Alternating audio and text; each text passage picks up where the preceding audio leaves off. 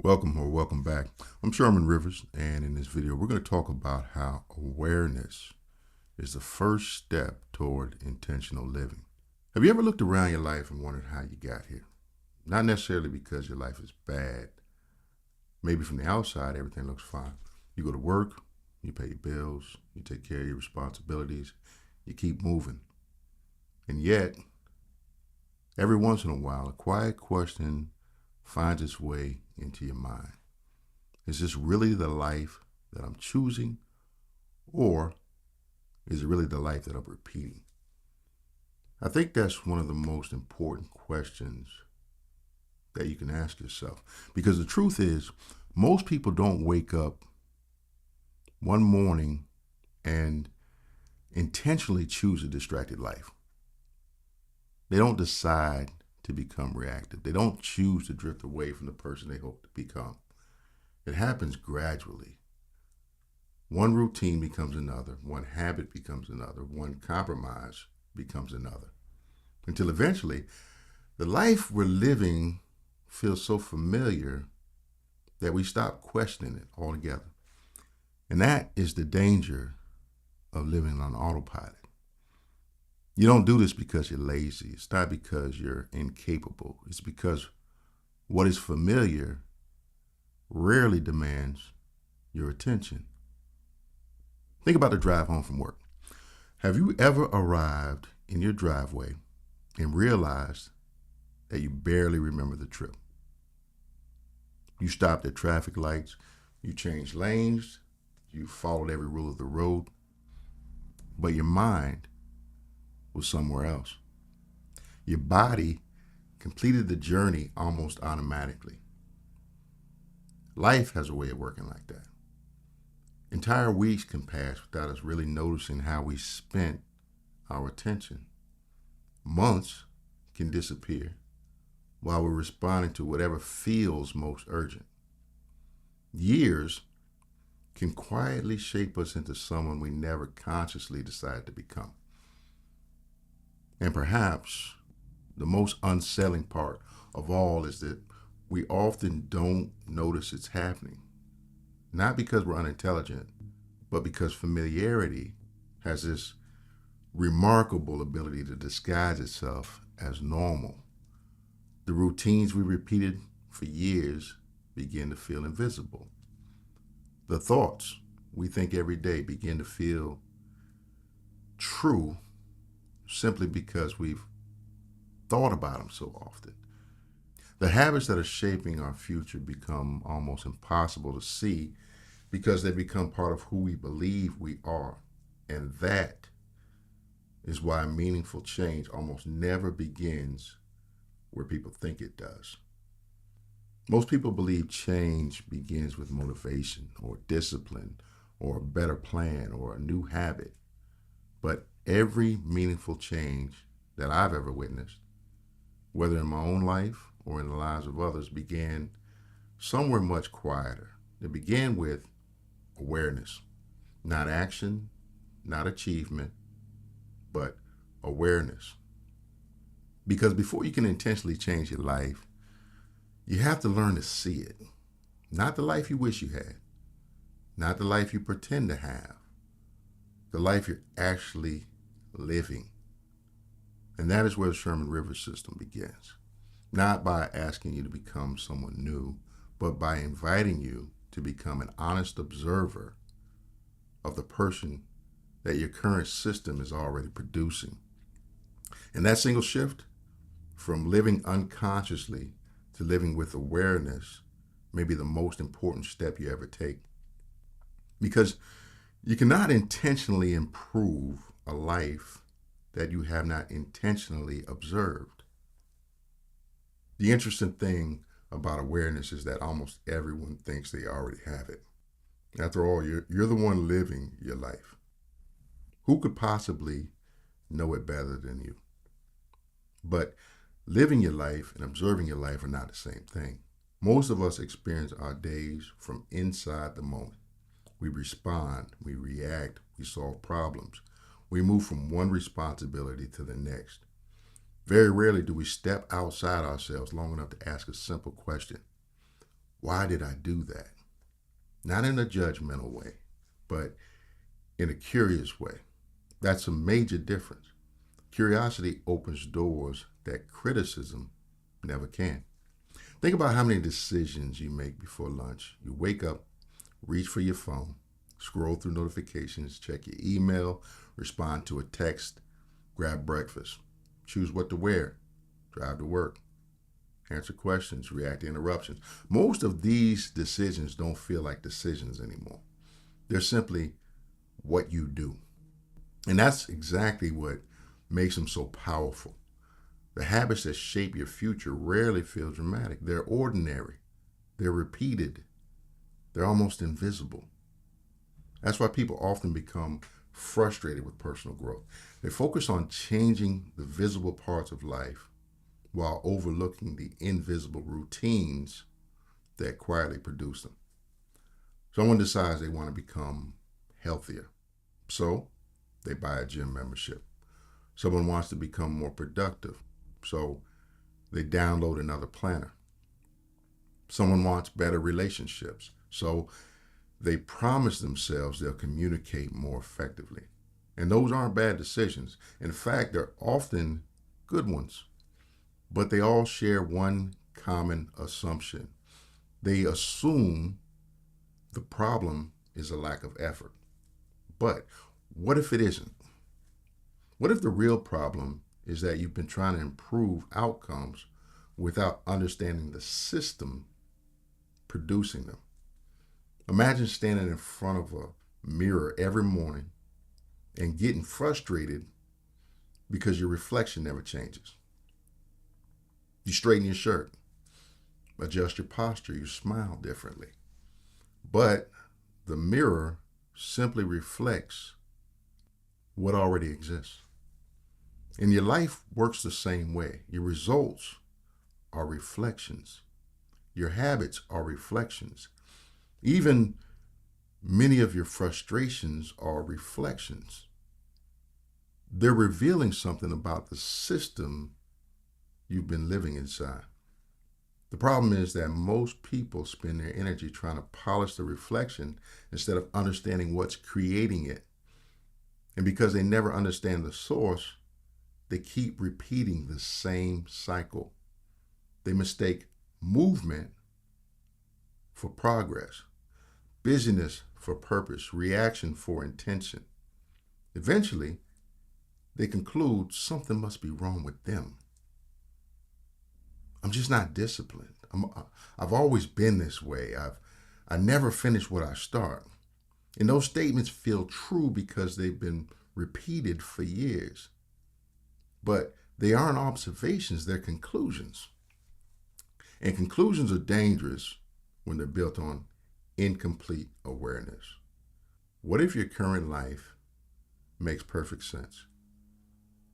Not because it's ideal, but because it's the natural product of the routines, environments, attention, and decisions you've repeated over time. And that's actually a hopeful idea because if your current life is being produced by a system, then it can also be changed by changing that system.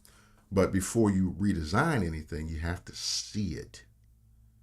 That's why the first lesson doesn't ask you to fix your habits. It doesn't ask you to become more disciplined. It doesn't ask you to wake up at 5 in the morning or read 50 books this year. It asks you to do something much more difficult. It asks you to become honest, to observe your life without excuses, without shame, without pretending, without immediately trying to improve what you discover. Simply notice. Notice where your attention goes. Notice what repeatedly distracts you. Notice the conversations that energize you. Notice the environments that help you think clearly. Notice the habits you've stopped questioning because they've become familiar. Because awareness is much more than seeing. Awareness is finally becoming willing to see what has been there all along. So, What does awareness actually look like in everyday life? It's one thing to understand the philosophy, it's another thing to practice it on an ordinary Tuesday morning, because that's where intentional living is either built or forgotten. Most people imagine awareness as some kind of deep meditation or profound moment of self discovery. Sometimes it can be. More often, it's surprisingly ordinary. Awareness begins when you interrupt the automatic rhythm of your day long enough to notice what's happening. Let's imagine two people waking up tomorrow morning. The first person's alarm goes off. Without thinking, they reach for the phone. One notification becomes five. Five becomes 20. News headlines lead to social media. Social media leads to email. Email reminds them about work. Before their feet ever touch the floor, someone else has already determined where their attention will go. None of those decisions were intentional. They simply happened. Now, consider someone practicing awareness. The alarm rings. Before reaching for anything else, they pause. Not because checking a phone is wrong, but because they're asking a different question.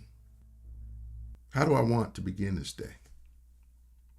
And that question alone changes everything. Awareness creates space between habit and action. Let's look at another example.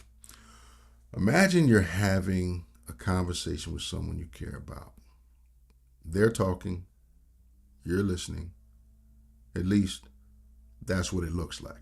But internally, you're preparing for your response, or you're thinking about work, or you're remembering something you forgot to do. You're glancing at your phone. By the end of the conversation, you heard the words, but you never really heard the person. How often does that happen? And this is not because we don't care. It's because we weren't aware. Now, imagine approaching that same conversation differently. You notice your attention drifting. Instead of following it, you gently bring it back. You look the person in the eyes. You listen without planning your next sentence. You become fully present. Nothing about the conversation changed. You changed. And because you changed, the conversation changed. Awareness works like that. It transforms ordinary moments, not because life becomes extraordinary. It's because you finally become present enough to experience it. The same thing happens at work. Imagine opening your computer to complete one important project. Before you begin, an email notification appears, then a message. And an hour later, you've been incredibly busy, but have you actually moved the important work forward? Awareness asks that question before the hour disappears. It notices the moment attention begins drifting.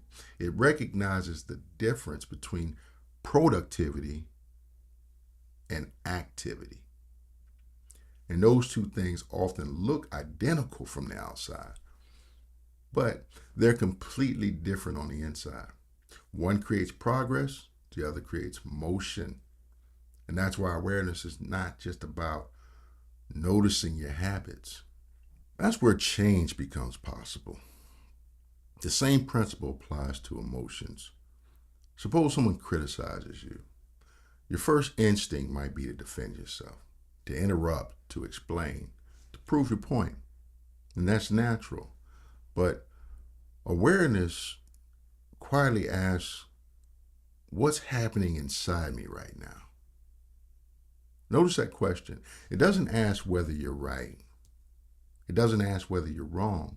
It simply asks you to observe inner dialogue like, I feel defensive, I feel misunderstood, I feel frustrated.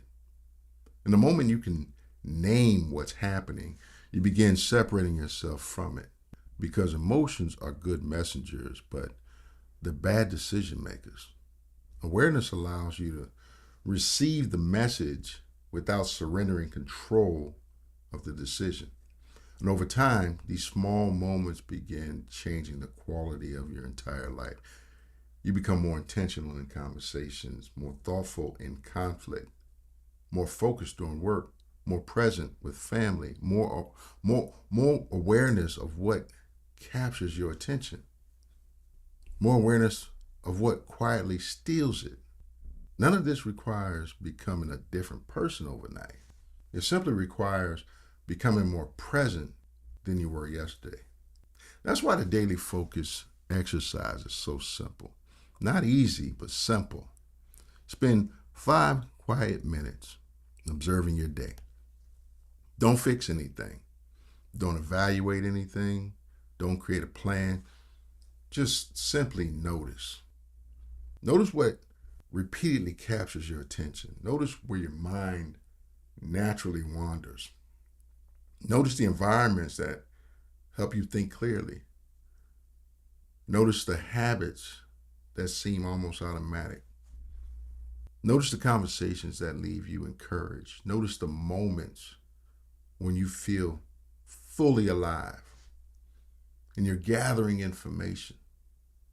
You're learning the architecture of your own life because every great architect studies the existing structure before beginning the redesign. The Sherman River System, or the SRS, asks you to do exactly the same thing. Before you build a more intentional life, take the time to understand the one you're already living. Now, if you stayed with me this far, I want you to notice something. We haven't spent this conversation talking about becoming more successful. We haven't talked about making more money. We haven't talked about achieving bigger goals. That's not because those things don't matter. They do. But it's because they're built on something much more fundamental: the quality of your awareness. Think about it this way. Imagine trying to navigate through an unfamiliar city with a map that doesn't accurately reflect where you are. No matter how determined you become, no matter how motivated you feel, no matter how hard you're willing to work, you're still navigating from the wrong starting point. You'll keep moving, but movement isn't the same as progress. That's why awareness matters. Only then can you decide where you want to go. I think that's one of the greatest misconceptions in personal development.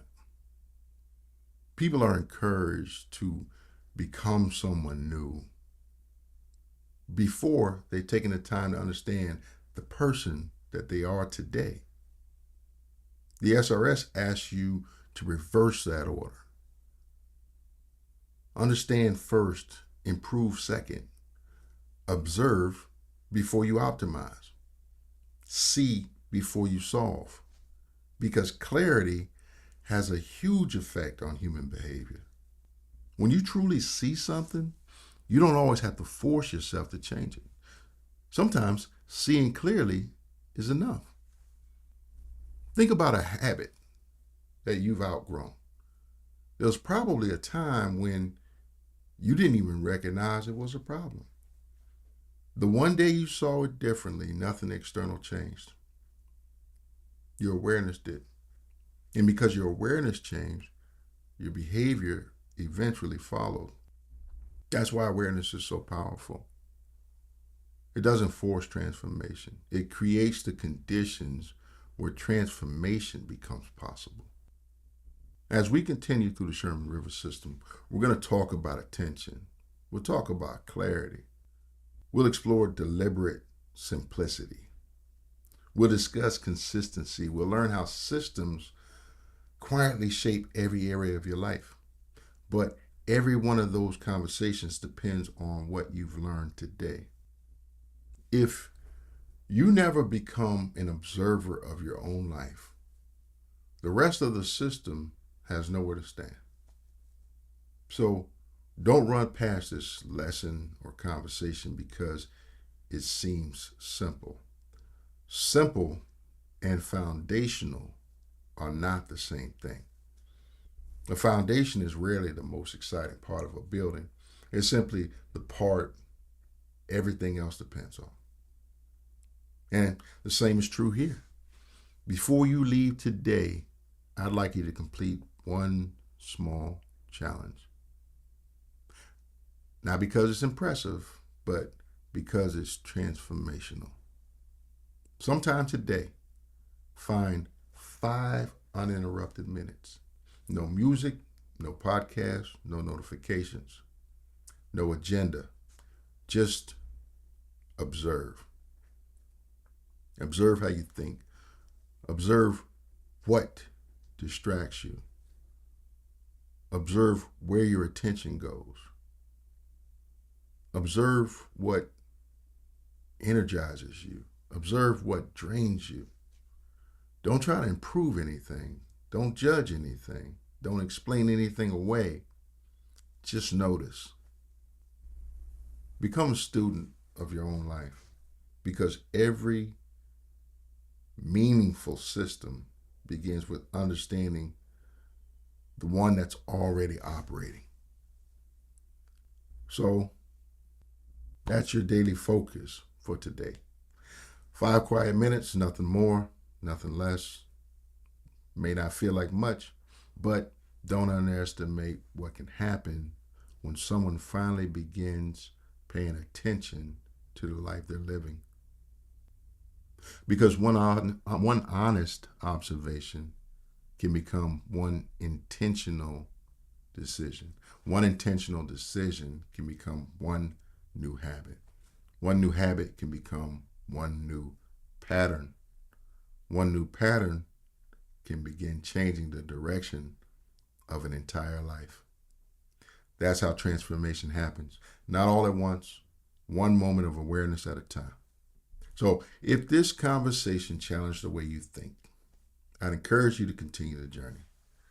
Inside the SRS, we build on those ideas one lesson at a time, turning philosophy into practical daily action. You'll find the Daily Focus curriculum and companion resources linked in the description. Until next time, remember this: you cannot intentionally improve a life you have not intentionally observed.